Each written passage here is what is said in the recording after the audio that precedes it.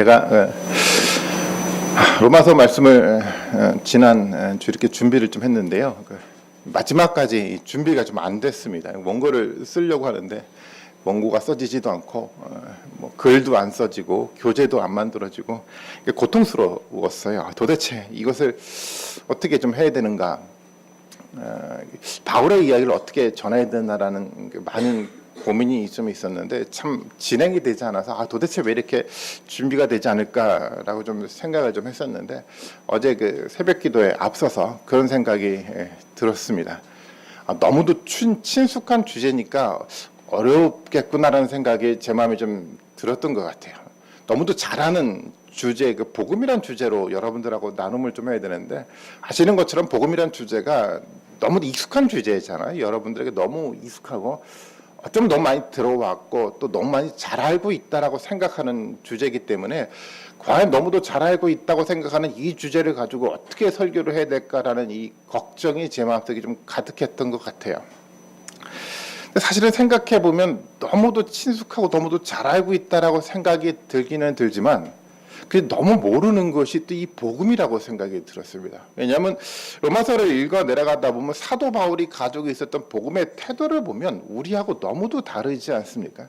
사도 바울이 그런 이야기를 하고 있어요. 내가 복음을 부끄러워하지 않는다. 이 복음 앞에 너무도 당당했던 사도 바울의 모습을 보면 우리 모습하고 너무도 달라요.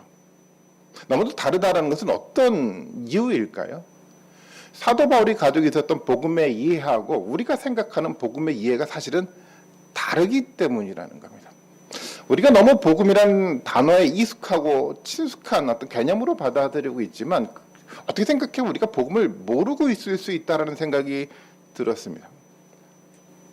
어쩌면 우리는 복음을 내가 이미 들었고 알았기 때문에 이미 정의를 해버리고 복음에 대한 어떤 이해의 문을 닫아버렸을 수도 있어요. 내가 이미 들었기 때문에, 내가 너무도 이제 알았기 때문에 더 이상 들어야 될 복음은 없다라는 의식 속에서 이제 마음의 문을 닫아버렸을지 모르겠어요. 그래서 복음에 대한 어떤 이야기를 하더라도 우리 가운데 충격과 감동을 주지 않는 뭔가 애매한 어떤 개념으로 이 복음이 우리 가운데 자리를 잡지 않았는가라는 생각이 좀 들었습니다. 복음은 사도 바울이 가지고 있었던 그 충격적인 이해가 우리 가운데 들어져 가야 된다고 생각이 좀 들었어요. 그리고 사도 바울은 이런 표현을 하고 있는데 복음은요 하나님의 능력이라고 표현을 하고 있어요. 복음이라는 것은 단순하게 이해에 그치는 것이 아니라 그 이해가 하나님의 능력 가운데 경험되고 체험되는 것이 복음이라는 겁니다. 그래서 복음은 그래서 들어서 공부해서 배워가는 것이 아니고 체험과 능력을 통해서 우리 가운데 경험되는 것이 이 복음의 지혜라는 겁니다. 로마서를 하면서 그래서 저는 두 가지 정도의 목표를 좀 가지고 있습니다. 첫 번째는 뭐냐면 복음에 대한 폭넓은 이해입니다. 우리가 가지고 있었던 아주 작은 이해가 아니라 사도 바울이 가지고 있었던, 사도 바울을 흥분시키고 사도 바울에게 열정을 주었던 그 복음에 대한 폭넓은 이해를 가져가는 것이 첫 번째 목표고요. 두 번째는 뭐냐면 이 복음의 능력을 경험하는 겁니다. 복음의 능력이 우리 가운데 경험될 때 복음이 우리 가운데 다가오고 복음이 우리의 삶들을 이끌어갈 수 있는 영적인 힘을 줄 수 있다라는 겁니다. 두 가지 관점 속에서 로마서를 좀 다루려고 하고요. 그러니까 여러분들이 한 1년 동안, 앞으로 남겨진 한 11개월 정도의 시간 동안 정말 이 로마서를 통해서 내가 들었던, 내가 알고 있던 어떤 복음의 이야기가 아니라 새롭게 우리 가운데 다가오는 복음의 이야기로 여러분들이 이 로마서 말씀들이 들려졌으면 좋겠습니다. 그리고 이 이야기가 여러분 삶 가운데서는 새로운 하나님의 능력 가운데 경험될 수 있는 정말 그런 이야기가, 이 복음의 이야기가 정말 올 한 해 여러분들과 또 저와 또 나눔의 시간으로 이루어졌으면 좋겠습니다. 로마서를 쓰고 있는 사도 바울의 생각이요. 오늘 로마서 1장을 쭉 읽어 내려갔지만 이 로마서를 쓰고 있는 사도 바울의 마음, 사도 바울의 생각이 어디에 있는지 1장을 보면서 우리는 너무도 잘 알 수가 있습니다. 로마서 1장은요, 우리가 읽었던 7절까지 8절까지 본문뿐만 아니라 오늘 17절까지 본문을 가지고 말씀을 드리는데 이 이야기는 로마서 전체를 포괄하고 있어요. 로마서 전체에 대한 서론적인 이야기입니다. 가장 중요한 이야기죠. 여러분이 사도 바울의 이야기를 써갈 때 사도 바울 마음 가운데는 한 가지 단어가 마음속에 중심의 자리를 잡고 있었어요. 어떤 단어였을까요? 아시는 것처럼 복음이란 단어입니다. 우리 1절부터 10절까지 이야기를 읽어 내려가다 보면 알겠지만 사도 바울은 이 단어를 끄집어내고 싶어 했어요. 복음이요. 하나님의 복음이라는 이 단어를 끄집어내고 싶어서 끊임없이 사도 바울은 이야기를 반복해서 로마서를 통해서 기록을 하고 있다는 겁니다. 사도 바울은 복음을 알았어요. 그리고 사도 바울은 복음을 능력을 통해서 경험을 했습니다. 그리고 사도 바울은 그 경험 때문에 생겨나는 성령의 흥분과 감격과 충격이 사도 바울 마음 가운데 자리를 잡았고요. 이 충격과 이 감격 때문에 사도 바울은 이 복음에 대해서 헌신하기로 결단을 합니다. 그리고 헌신 때문에 어떤 일들을 해나가냐면 로마의 편지를 쓰면서 도전장을 내밀었던 이 위대한 도전을 했던 사람이 이 사도 바울이었어요. 사도 바울이 이 인생들을 살아가게 만들었던 가장 중요한 핵심적인 개념은 바로 이 복음이란 단어였습니다. 상식적으로 보면 굉장히 무모한 도전이었습니다.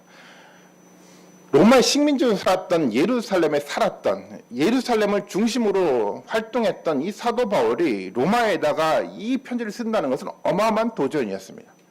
당시 로마 황제는요, 앞에 공식적인 칭호를 가지고 있었는데 그 칭호가 뭐냐면 신의 아들이라는 공식적인 칭호였어요.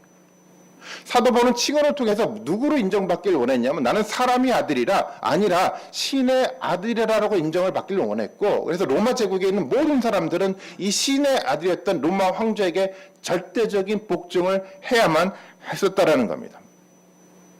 그런데 이 절대 권력자인 이 로마 황제가 있었던 이 로마를 향해 사도 바울이 편지를 쓰는데 뭐라고 편지를 씁니까? 하나님의 아들 예수 그리스도라고 편지를 쓰고 있어요. 이야기는 어떤 이야기입니까? 하나님의 아들은 누구밖에 없습니까? 예수 그리스도밖에 없다라는 겁니다. 이야기는 어떤 얘기냐면 로마 가운데 로마의 황제가 내가 스스로 신의 아들이라고 얘기할지 모르겠지만 당신이 신의 아들이 아니라 오직 예수 그리스도만이 하나님의 진정한 아들이라고 사도 바울이 선언을 하고 있다는 겁니다. 이것은요, 커다란 권력을 부정하는 것처럼 들려진다는 겁니다. 뭐 아시겠지만 나중에 사도 바울은 이 도전 때문에 결국은 로마에서 순교를 하게 돼 있는데요. 이 사도 바울은 그런 무모한 도전을 하고 있다는 겁니다. 거대한 권력자 앞에서 당당하게 당신이 하나님의 아들이 아니라 오직 예수 그리스도만의 참된 하나님의 아들임을 이 사도 바울은 증거하고 그 힘을 가지고 지금 로마에 대해 도전장을 내미는 거나 마찬가지라는 겁니다. 도대체 바울에게는 이 복음이 어떤 의미였을까요? 여러분, 우리도 이 복음을 가지고 이런 도전장을 내밀 수 있는 그 마음들이 생겨납니까? 바울의 마음속에 존재하고 있었던 이 복음이 도대체 어떤 의미로 바울 마음 가운데 존재하고 있었을까요? 아시는 것처럼 이 복음이라는 얘기는 예수 그리스도에 대한 이야기였습니다. 오늘 1장 2절의 말씀에 보면 이렇게 표현을 하고 있죠. 한번 같이 한번 1장 2절을 같이 한번 읽어봅니다. 시작.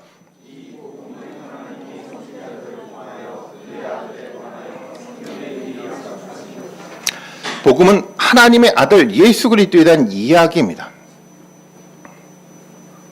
그리고 사도 바울은 뭐라고 얘기하냐면 그 아들이 성경에 미리 약속된 메시아였다라고 이야기를 하고 있어요.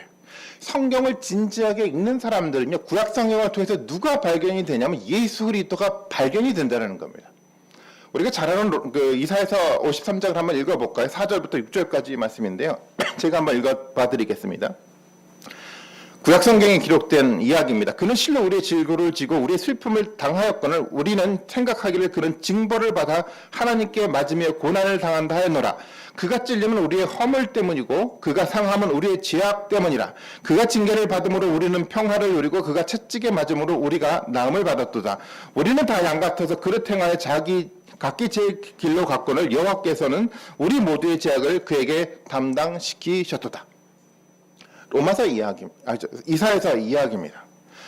마치 이야기는 복음서를 읽는 것 같이 느껴집니다. 이 본문은요, 예수님이 땅 가운데 오시기 수백 년 전에 히브리어로 기록된 구약 성경이었습니다. 그런데 그 말씀들을 읽어 내려가다 보면 누가 보입니까? 수백 년 후에 태어난 예수 그리스도의 이야기를 우리 가운데 그대로 보여져 가지 않습니까? 성경이 그렇다라는 겁니다. 이사야서 말씀뿐만 아니라 성경 곳곳 속에서 보면 모든 것들이 다 예수 그리스도에 대한 이야기입니다. 우리가 읽는 요셉의 이야기도 마찬가지인데 요셉의 이야기를 진작에 읽어 내려가다 보면 누가 보이죠? 예수 그리스도가 보이기 시작을 해요. 우리가 수요 예배 때 룻기를 가지고 말씀을 좀 나누려고 하는데 룻기도 열심히 읽어 내려가다 보니까 어느 순간인가 누가 마음속에 그려져 가냐면 예수 그리스도가 마음속에 그려져 가요. 성경의 곳곳에 있는 이야기가 다 그 이야기입니다. 예수 그리스도에 대한 이야기였어요. 예수님이 이 땅 가운데 오시기 전에 수백 년 수천 년 전에 이미 누가 예언이 됐다라는 겁니까? 예수 그리스도가 예언되고 하나님은 예수 그리스도를 준비해 놓으셨다라는 겁니다. 그 이야기는요. 예수 그리스도가 세상 가운데 우연하게 태어난 사람이 아니고요. 철저하게 계획된 하나님의 섭리 가운데 준비된 메시아였음을 보이고 있다는 겁니다. 하나님 아들 예수 그리스도가 그런 존재라는 겁니다. 어느 순간인가 갑작스럽게 뚝 떨어지는 어떤 하나의 인물이 아니라 수천 년 동안 하나님의 준비 속에 계획되었던 그 메시아가 바로 예수 그리스도였음을 사도 바울이 증거를 하고 있습니다. 그런데 놀라운 일은요. 그 예수 그리스도가 이 땅 가운데 오셨는데요. 바울을 비롯한 그 유대 지도자들은요. 성경을 통해서 예수 그리스도를 읽지 못했어요. 그들은 성경학자였어요. 성경을 열심히 연구하는 사람들인데도 불구하고요. 우리보다도 성경을 바르게 읽지 못했어요. 그들은 성경을 통해서 예수 그리스도를 발견하지 못했고 예수 그리스도를 그래서 준비하지 못했다라는 겁니다. 그들은 메시아를 외쳤을지 모르겠지만 그 메시아의 모습을 예수 그리스도를 통해서 발견하지 못했다라는 겁니다. 바울이 만난 과거에 만난 그 예수 그리스도는 자기가 생각했던 메시아가 아니었습니다. 바울이 다메섹에서 만난 그 예수 그리스도는요. 자기가 생각하지 못했던 자기가 상상하지 못했던 그 예수 그리스도를 만난 겁니다. 그런 메시아는 생각해 본 적도 없었습니다. 바울의 생각을 넘어선 모습 속에서 이 예수 그리스도가 발견이 됐다라는 겁니다. 그래서 사도 바울은 예수 그리스도가 충격적으로 받아들여져 가기 시작을 했어요. 이것이 예수님 만나는 모습이라고 생각이 됩니다. 예수 그리스도를 발견할 때 이런 충격이 우리 가운데 생겨날 수밖에 없어요. 왜 그렇습니까? 우리가 생각했던 예수 그리스도가 아니거든요. 항상 예수 그리스도를 만날 때마다 우리의 생각을 넘어선 예수 그리스도가 경험이 되거든요. 우리는 이만치의 예수 그리스도가 이만치의 메시아라고 그림을 그려 놓는다고 하더라도 예수 그리스도는 그 너머 가운데 존재하고 있어요. 생각지 못했던 위대한 상상하지 못했던 모습으로 끊임없이 충격으로 다가왔던 그 예수 그리스도가 사도 바울이 발견했던 예수 그리스도의 모습이었습니다. 그리고 예수 그리스도는 사도 바울에게 너무도 경이로웠습니다. 상상하지 못했던 그 예수 그리스도가 우리 가운데 다가왔는데 그 예수 그리스도가 누구라고 증거를 하고 있냐면 하나님의 아들로 증거가 됐다라는 거예요. 메시아는요. 이 세상 가운데 존재하고 있는 한 선지자도 한 왕도 아니었어요. 누구였습니까? 하나님의 아들이었다라는 겁니다. 하나님과 동등한 분이었다라는 겁니다. 도대체 납득이 되지 않은 그 위대한 일이 지금 예수 그리스도를 통해서 우리 가운데 보여졌다라는 겁니다. 사도 바울은 이 일을 경이롭게 받아들이기 시작을 했어요. 내가 생각했던 그 생각을 넘어선 충격적인 예수 그리스도를 발견했고요. 그 충격 너머 속에서 도대체 납득이 되지 않는 하나님의 아들이 이 땅 가운데 도대체 오시다니.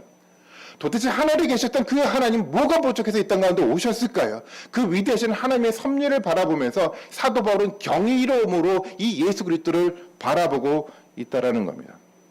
그 충격과 그 경이로움을 담고 있는 이 복음의 메시지 앞에 사도 바울은 삶에 대한 새로운 도전과 변화를 할 수 있는 힘이 만들어졌습니다.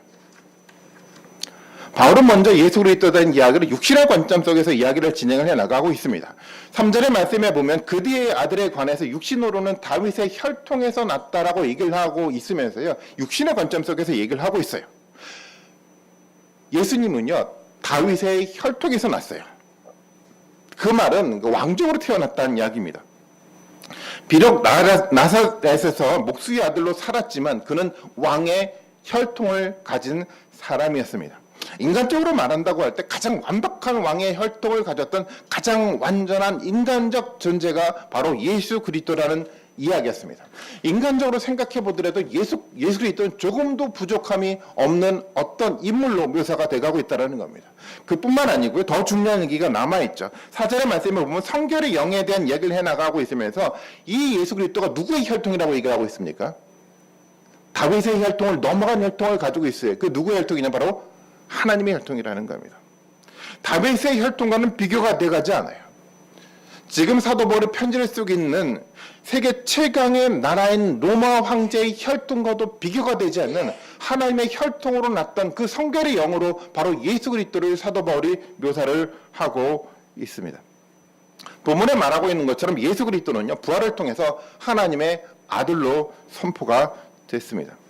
부활을 통해서요, 이 예수 그리스도가 단순한 인간이 아니라 하나님의 아들임을 분명하게 세상 가운데 드러내 보여주셨다라는 겁니다. 사도 바울에게 예수 그리스도는요, 인간적으로 완전할 뿐만 아니라 하나님의 아들로 영적으로도 가장 완전한 메시아였었습니다. 부활은요, 예수 그리스도가 누구인지 분명하게 우리에게 보여주는 사건이었습니다. 그는 인간의 몸을 가지고 이 땅 가운데 태어났지만 단순한 인간이 아니었어요. 그 예수 그리스도는요, 단순한 인간이 아니라 하늘에 계셨던 하나님의 아들이었습니다. 그 아들이 세상 가운데 오셨고 다시 부활하셔서 다시 하늘로 승천하셨습니다. 이 이야기는 우리 가운데 경이로운 이야기로 들려져 가는데 그 이유는 뭐냐면 이 부활을 통해서 어떤 일들이 벌어져 갔냐면 예수 그리스도가 하늘로 승천하심을 통해서 뭐가 만들어져 갔냐면 하늘의 문이 열려졌다는 겁니다. 여러분, 하늘은 우리가 알지 못하는 세상입니다. 여러분, 하늘에 가보셨습니까? 아무도 상상할 수 없는 곳이 바로 이 하늘이라는 개념입니다. 그래서 신비로운 세계로 남아 있습니다. 성경은요, 그래서 하늘을 거룩한 세상이고 완전한 세상이라고 얘기를 합니다. 단순하게 지리적인 개념이 중요한 것이 아니고요, 지리적으로 뭐 하늘이라는 개념이 중요한 것이 아니고 성경에서 하늘이라는 것은 신비로운 나라예요. 가장 완전한 나라고요, 가장 완벽한 나라고요, 거룩한 세상이라는 겁니다. 그런데 아무에게도 알려지지 않았던 이 신비로운 완전한 세상이 누구를 통해서 우리 가운데 보여졌냐면 예수 그리스도를 통해서 보여지기 시작했다는 거죠. 과거에는 이 신비로운 세상이요, 완전히 닫혀져 있었어요. 아무도 알지 못했어요. 그런데 이 신비로운 세상이 예수 그리스도의 부활과 더불어 어떻게 됐습니까? 문이 열려졌어요. 이 신비로운 세상이 세상 가운데 보여지기 시작했고 예수 그리스도를 통해서 이 세상들을 경험할 수 있는 기회가 모든 인류에게 제공되고 시작되었다는 것을 사도 바울이 말하고 있다는 겁니다. 최근에 과학이 발전해 나가면서 그 우주선들을 보내면서 다른 행성으로 탐험을 하지 않습니까? 많은 행성을 가면서 탐험을 해 나가는데 얼마나 많은 지식을 우리가 얻어갑니까? 아무리 과학이 발전해도 그 지역을 다니면서 얻어가는 지식은 아주 작습니다. 많은 철학적 탐구를 통해서 인간 존재의 본질이 무엇인지를 끊임없이 사색하고 토론하고 어떤 이야기를 만들어갑니다. 근데 아무리 토론하고 만들어간다고 하더라도 인간의 존재에 대한 이야기가 아주 작게 만들어져요. 여전히 그 세상은요, 그 완전한 세상, 거룩한 세상은요, 사람들 앞에 감춰져 있어요. 아무도 알지 못하는 세상으로 그 세상 가운데 존재하고 있다는 겁니다. 그런데 이 위대한 세상이요, 우주선도 아닌 철학적 탐구도 아닌 누구를 통해서 이 땅 가운데 보여졌냐면 예수 그리스도를 통해서 이 땅 가운데 보여졌다는 겁니다. 이 엄청난 일이 예수 그리스도를 통해서 시작이 됐습니다. 이 신비로운 일에 대한 이야기가 예수님의 주기도문에도 그대로 기록이 되어 있습니다. 주기도문 잘 아시죠? 첫 번째 이야기에 이런 이야기가 있지 않습니까? 나라가 임하옵시고 뜻이 하늘에서 이루어진 것 같이 땅에서도 이루어지이다. 예수 그리스도를 통해서 이 땅 가운데 뭐가 이루어졌습니까? 하나님 나라가 시작됐어요. 하늘에서 이루어진 뜻이 이제 어디에서도 이루어져 갈 수 있다는 겁니까? 우리가 사는 이 세상 가운데도 이루어질 수 있다는 겁니다. 하늘에서 이루어졌던 그 완전한 거룩한 삶들이 이제는 감춰진 것이 아니라 바로 예수 그리스도와 더불어 이 땅 가운데 실현되고 보여져가는 그 일들이 우리 가운데 열려졌다라고 사도 바울은 알고 있었습니다. 사도 바울의 마음이 어땠을까? 이 복음의 이야기를 듣고요, 예수 그리스도를 바라보면서 가졌던 사도 바울의 감정과 느낌이 어땠을까요? 그 위대한 일들이 눈앞에 펼쳐졌던 그 상황들을 바라보면서 가졌던 이 사도 바울은요, 두근거릴 수밖에 없었어요. 흥분이 될 수밖에 없었습니다. 아니, 예수 그리스도를 통해서 이 위대한 일들이 우리 가운데 보여졌다는 이 사실들 때문에 사도 바울은 흥분함으로 그 세상들을 기대하고 바라볼 수밖에 없었습니다. 이런 위대한 복음에 대한 일들이 우리 가운데 선언됐음에도 불구하고 만약에 두근거림이 없다고 한다면 그게 비정상이죠. 상상할 수 없었던 일들이 우리 가운데 생겨났는데요, 하나님 나라의 문이 열려져 가고 그것을 경험할 수 있는 기회가 우리 가운데 생겨났는데요, 이 두근거림과 이 위대한 흥분들이 우리 가운데 만들어져 가는 것은 너무도 당연한 일이 아니겠습니까? 엄청난 일들이 우리 가운데 시작됐어요. 그리고 이 엄청난 기회를 알 수 있고 가질 수 있는 사람이 정말 복받은 사람입니다. 여러분 복받은 사람입니까? 복음의 길들이 우리 가운데 열려졌는데요. 그 길들을 우리가 볼 수 있는 길들이 우리 가운데 열려졌습니까? 미약하게나마 그 길들이 우리 가운데 시작돼 가지 않았습니까? 하나님 나라가 우리 가운데 시작돼 가지 않았습니까? 그 위대한 흥분 속에 여러분들이 같이만 동참할 수 있는 놀라운 영적인 은혜가 정말 우리 가운데 있기를 소망합니다. 바울은 이제 자신의 문제를 가지고 이야기를 하죠. 바울은 1장 1절에 뭐라고 얘기를 하고 있습니까? 1장 1절을 같이 한번 읽어볼까요? 시작.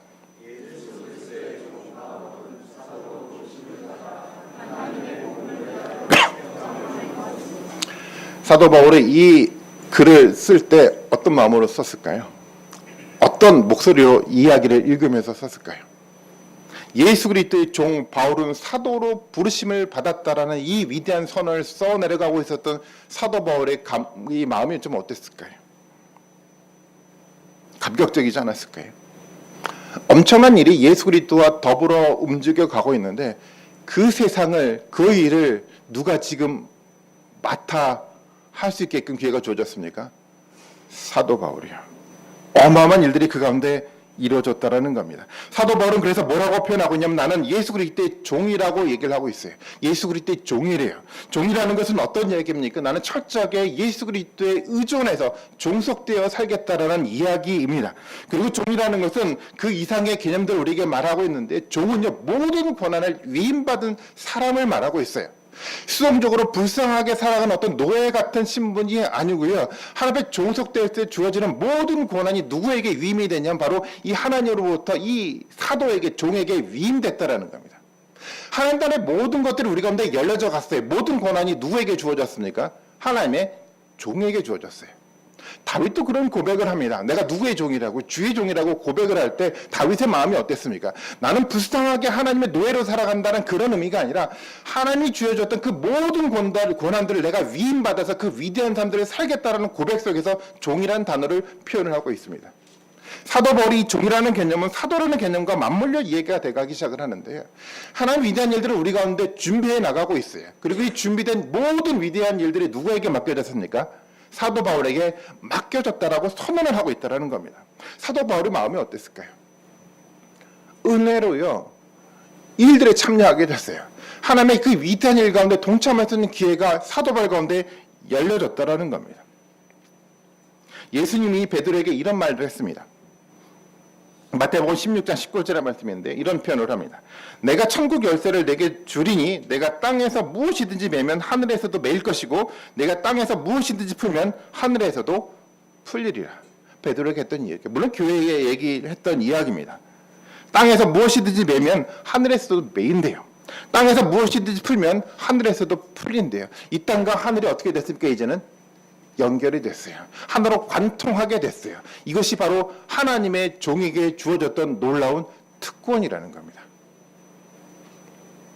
여러분, 이 특권이 여러분들 가운데도 주어진 줄 여러분 믿으십니까? 여러분, 이 종은요 또 다른 말로 표현한다고 한다면 아들이에요. 사도 바울은 로마서 8장에서 보면 이렇게 표현을 하고 있습니다. 8장 14절의 말씀에 보면 무릇 하나님의 영으로 인도함을 받은 사람은 곧 하나님의 아들이래요.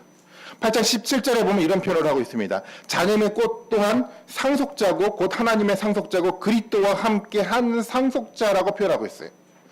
종은요 하나님의 아들이에요. 아들이라는 것은 뭐가 보장된 겁니까? 하나님 나라의 모든 상속을 받을 수 있게끔 보장된 사람이 하나님의 아들이라는 겁니다. 여러분, 하나님의 아들이면 하나님 나라의 모든 것들을 받을 수 있는 상속이 여러분들 가운데 약속이 돼 있어요. 어떤 사람이 이렇게 뭐 가정에서도 뭐 이렇게 유언장을 쓰지 않습니까? 유언장을 써가지고 내 재산의 일부는 누구에게 주고 누구에게 주고 하고 도장 꾹 찍습니다. 그 도장을 받은 그 유언장을 받으면 어떻게 되죠? 그것이 내게 당연히 주어지죠. 여러분, 어떤 유언장을 받으셨습니까? 지금 하나님의 모든 나라를 다 받을 수 있도록 도장을 받았어요. 누가 도장을 찍었습니까? 예수 그리스도가 십자가를 통해서 도장을 찍어주셨거든요. 그 도장 때문에 여러분들 뭐를 받을 수 있냐면 하나님 나라의 모든 위대한 것들을 다 받을 수 있게끔 여러분들에게 기회가 주어졌다는 겁니다. 이것이 바로 종이었어요.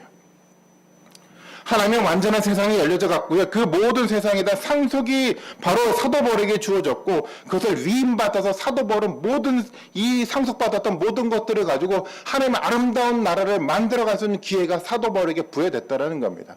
이 부여받았던 사도 바울의 이 이야기 속에 사도 바울은 흥분하지 않을 수 없었겠죠.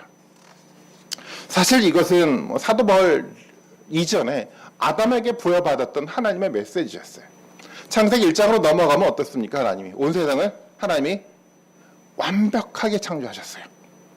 하나님 보시기에 좋았다라고 선언할 만큼 너무도 아름다운 세상을 창조했습니다. 그리고 이 아름다운 세상을 누구에게 주었습니까?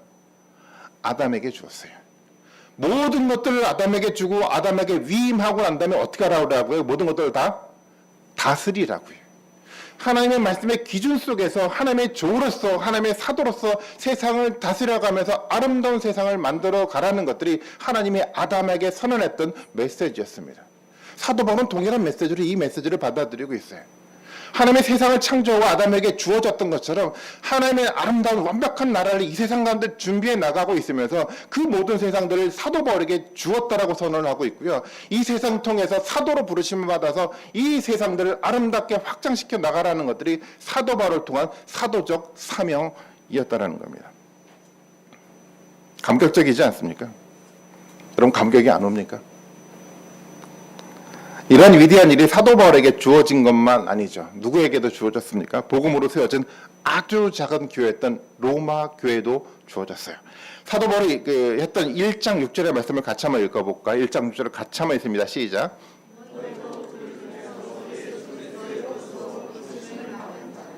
누가요? 로마 교회요. 아직까지 변변치 못해요. 로마 사도 바울이 편지를 쓸 때 로마 교회는 아주 작은 교회였어요. 존재감도 있지 않았어요. 중요한 지도자도 있지 않았어요. 너무도 작은 교회였던 이 로마 교회도 어떤 교회라는 겁니까? 하나님의 부르심을 입은 하나님의 교회라는 겁니다. 이 모든 상속들이 주어졌던 교회가 바로 이 로마 교회라는 겁니다. 그렇다고 한다면 어떻습니까? 로마 교회도요. 하나님의 상속을 주어졌던 그 위대한 교회라고 한다면 이곳 교회도 어떤 교회일까요? 이 작은 공동체인 시온서 교회의 공동체도요. 하나님의 위대한 교회가 된다라는 겁니다. 저는 그래서 우리 교회 안에 있는 우리가 어떤 사람인지를 바르게 알고 살아가야 된다고 생각이 됩니다. 여러분 어떤 사람입니까? 복음을 통해서요. 하나님의 아들로 인정된 위대한 사람들이 바로 여러분입니다. 아멘요. 신수교회가 어떤 교회입니까?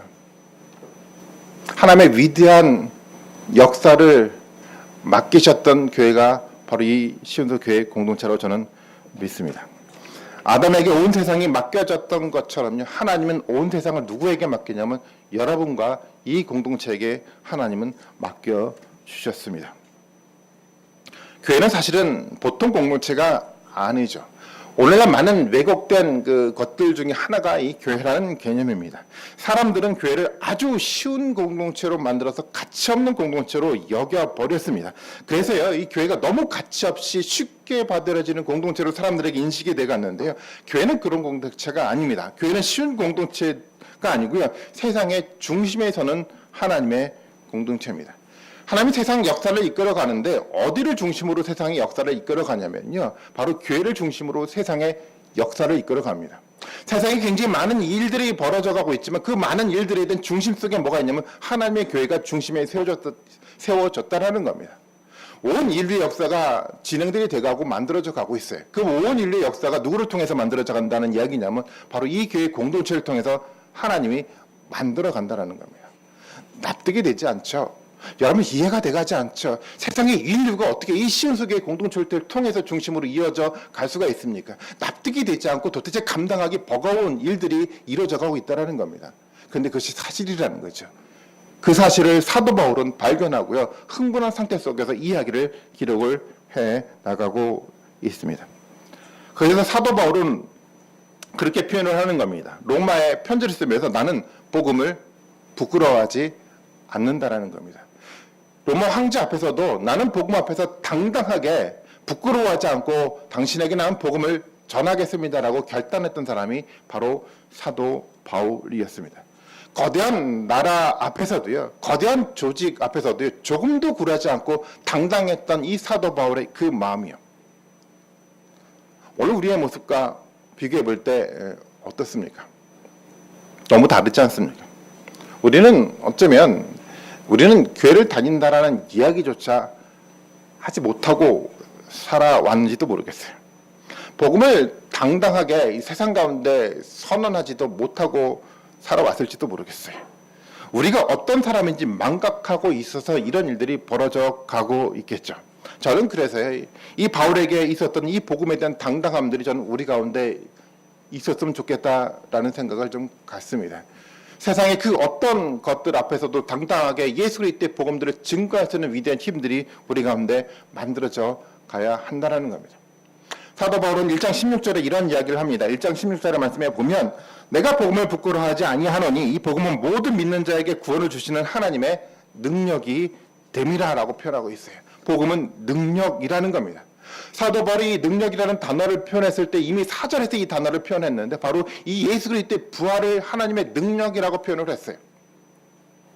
예수 그리스도를 죽은 가운데 살리게 하셨던 바로 그 부활의 그 능력이 우리 가운데 주어지는 하나님의 능력이라는 겁니다. 하나님이 죽은 자들 가운데서 예수 그리스도를 죽음에서 살리셨던 것처럼 우리도 죽음 가운데 살리실 위대한 복음의 능력이 우리 가운데 이루어짐들을 선언하고 있다는 겁니다. 그것이 복음의 일이라는 겁니다. 우리도 살아날 수 있습니까? 우리가 죽더라도 다시 한번 부활할 수 있다고 여러분 믿으십니까? 그 부활의 능력이 우리 가운데 선언된 하나님의 능력이었습니다. 그 능력 때문에 오늘 우리도 이 구원의 능력을 경험해야만 합니다.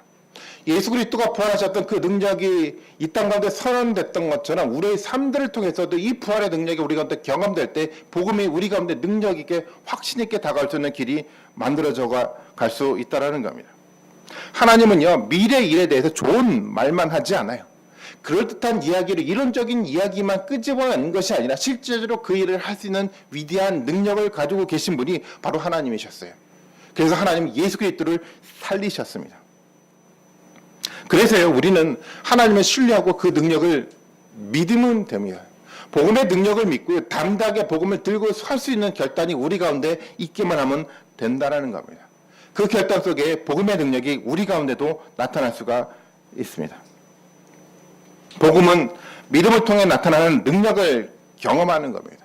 여러분, 복음의 능력이 우리 가운데 경험될 때 복음에 대한 확신이 우리 가운데 들기 시작을 하죠. 복음이 아무리 많이 공부한다고 하더라도 우리 가운데 능력으로 만들어지지 않아요. 복음은요, 우리 가운데 성령을 통해서 능력으로 역사가 될 때 우리 삶들을 변화시킬 수 있습니다. 설교를 준비하면서도 그런 생각이 좀 들었습니다. 로마서에 대한 많은 책을 봤어요. 그리고 로마서 1장을 가지고 설교하시는 여러 사람들의 설교도 들어보기도 했고요. 마음이 좀 답답했어요. 다 알기는 알겠는데 이것이 우리 가운데 어떻게 이해가 납득이 될까라는 고민이 들기 시작을 했어요. 할 수 있는 게 하나도 없더라고요. 왜 그러냐면 복음은 능력 가운데 경험돼야 되거든요. 아무리 체계적으로 많은 학자들의 얘기를 갖다 붙여서 좋은 설명들을 한다고 하더라도 성령의 능력을 통해서 우리를 변화시키는 능력이 우리 가운데 역사되지 않으면 의미가 없는 이론적인 이야기로 끝나버릴 수밖에 없다라는 겁니다. 저는 이 복음의 능력이 우리 가운데 경험되었으면 좋겠습니다. 제가 할 수 있는 일은 아니고요. 성령이 여러분 삶 가운데 역사에서 이 복음의 위대한 능력이 여러분들 가운데 경험될 수 있는 은혜가 있기를 소망합니다. 예수 그리스도가 부활하셨어요. 부활한다는 의미는 어떤 의미일까요? 부활한다는 것은 몸이 썩지 않는다는 단순한 의미를 말하고 있지는 않잖아요. 부활한다는 어떤 얘기입니까? 예수 그리스도를 통해서 부활했던 새로운 삶이 시작이 돼간다는 겁니다. 과거의 육신의 모습으로 죽어가는 그 몸이 아니라 부활을 통해서 새로운 삶들이 준비가 돼가고 있다는 겁니다. 새로운 삶, 완전한 삶들이 바로 부활의 능력이라는 겁니다. 능력이라는 것은 다른 것을 말하는 것이 아니라 바로 이런 삶을 만들어가는 거예요. 새로운 삶들이 우리 가운데 보여져가는 능력을 말하는 겁니다. 특별한 이적적인 일들이 만들어져서 능력을 말하는 것이 아니라 우리 가운데 새로운 회복된 질서가 만들어져 갈 때 그것이 복음의 능력이라는 겁니다. 주기도문을 통해서 우리가 간략하게 한번 살펴볼까요? 주기도문을 통해서 우리는 하나님 나라 임함에 대한 얘기를 하고 있고요. 그 다음에 세 가지 능력에 대한 이야기를 하고 있어요. 첫 번째 어떤 얘기입니까? 우리 가운데 뭐가 임하게 해달라고요? 일용할 양식을 달라라고요. 양식이 누구에게서부터 오는 겁니까? 하나님에게서 오는 양식에 대한 능력을 경험하는 겁니다. 여러분, 이 양식의 능력이 여러분들 가운데 지금 일어나고 있습니까? 없습니까? 여러분 잘 먹고 왔으니까 이 자리에 계시죠. 두 번째 어떤 얘기를 또 하고 있습니까? 죄의 용서를 통한 관계의 회복의 역사를 말하고 있어요. 우리에게 죄를 사하여 준 것처럼 우리가 다른 사람들을 용서할 수 있는 힘들을 우리에게 갖게 해달라고. 이게 복음의 능력을 말하는 거죠. 너와 나와의 관계 속에서 어떤 관계가 만들어져 가야 되면 용서의 관계를 통해서 어떤 일들이 벌어져 가야 되는 겁니까? 관계의 회복이 만들어져 가야 돼요. 하나님과 나와의 관계의 회복뿐만 아니라 성도와 성도 사이 가운데 만들어져 가는 이 관계의 회복들이 만들어져 가는 것이 곧 무엇입니까? 복음의 능력이라는 겁니다. 세 번째 어떤 능력이 있습니까? 다만 악에서 구원해 달라라는 겁니다. 우리가 악한 세상 가운데 살아가는 것이 아니라 하나님의 정의로운 삶 가운데 살아가는 새로운 삶의 모습들을 우리 가운데 갖게 해달라는 거죠. 이것이 뭐죠? 복음의 능력이라는 겁니다. 우리 삶의 문제예요. 양식의 문제뿐만 아니라 우리가 살아가는 모든 삶의 문제들을 다 누구로부터 왔다라는 거죠. 하나님으로부터 왔다라는 이 체험들을 하는 것이 복음의 능력이라는 겁니다. 용서를 통해서 너와 나와의 깨졌던 관계가 새롭게 회복되는 역사가 만들어져 가는 것이 복음의 능력이라는 겁니다. 과거에 악한 세상 속에 살아갔지만 이제 악을 버려버리고 하나님의 정의로운 말씀 가운데 세워가는 새로운 삶들에 대한 경험들을 해나가는 것이 복음의 능력이라는 겁니다. 이 복음의 능력이 우리 가운데 생겨나야죠. 이 복음의 능력이 우리 가운데 생겨날 때 우리는 구원에 대한 감격들을 경험할 수 있는 힘들이 우리 가운데 만들어져 갈 수가 있다는 겁니다.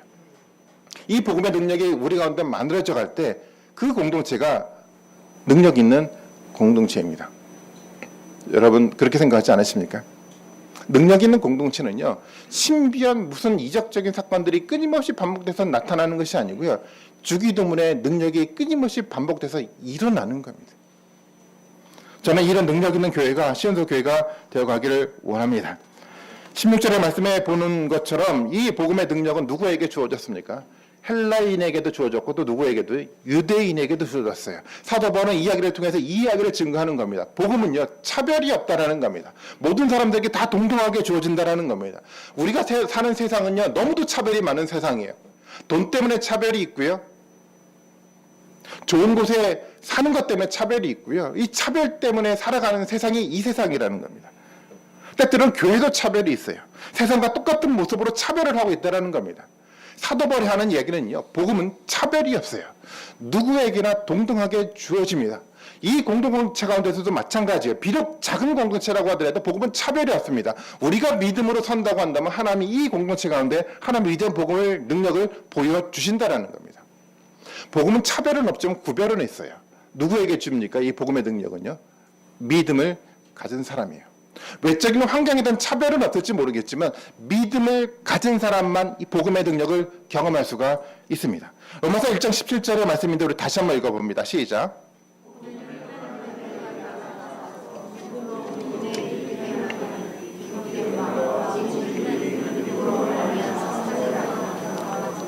지난번 우리가 나눴던 하박국의 말씀을 사도 바울이 인용을 했어요. 의인은 믿음으로 말미암아 산대요. 하나님이 주어졌던 이 위대한 복음의 역사요, 예수 그리스도의 그 위대함들은요 누구에게나 주어질 수 있는 기회가 다 부여가 됐어요. 모든 사람들이 다 받을 수 있어요. 하지만 모든 사람들이 다 갖지는 못해요. 누구만 가질 수 있습니까? 믿음을 가진 사람만 살 수가 있어요. 믿음을 가진 사람만 이 위대한 이 기회를 가질 수 있는 기회가 주어진다라는 겁니다. 우리 모두가 믿음으로 살았으면 좋겠습니다. 믿음을 통해서 주어졌던 그 위대한 역사가 여러분들 삶 가운데 경험됐으면 좋겠어요. 그래서 사도 바울이 가졌던 이 영적인 흥분이요, 이 로마서를 로마에 보내면서 가졌던 이 영적인 도전이요, 로마 황제를 향해 던졌던 그 영적인 도전이 우리 모든 사람들 가운데 함께 했으면 좋겠습니다. 복음은요, 예수 그리스도는요 우리가 생각한 것 이상의 존재입니다. 복음은요 우리가 생각했던 영역에 있는 것이 아니라 위대한 것으로 우리 가운데 주어졌습니다. 우리의 영적인 눈이 열려져서요 그 위대함들을 볼 수 있는 은혜가 우리 가운데 생겼으면 좋겠어요. 그리고 그 위대한 일 앞에 우리가 누구로 세워졌습니까? 예수 그리스도의 종으로, 사도로 부르심을 받고요, 우리는 하나님의 기회로 택함을 받았습니다. 바로 이 택함을 받았던 그 위대한 하나님의 축복의 역사 가운데 동참하고 그 모든 것들을 받아 누릴 수 있는 영적인 에너지가 저는 우리 가운데 있었으면 좋겠습니다. 세상 가운데 복음을 부끄러워해서 내가 그리스도인이라고 얘기조차 못하는 그런 어떤 삶이 아니라 정말 이 복음서를 붙들고 세상 가운데 도전할 줄 아는 영적인 힘들이 우리 가운데 만들어질 수 있는 그런 은혜가 우리 가운데 있기를 소망해 봅니다. 그런 모습을 통해서 우리가 도전해 나갈 때마다 저는 우리 가운데 복음의 위대한 능력을 하나님이 보여주시라 믿습니다. 이 공동체가 정말 그 능력을 경험할 수 있는 놀라운 축복이 함께하기를 주님의 이름으로 축원드리겠습니다.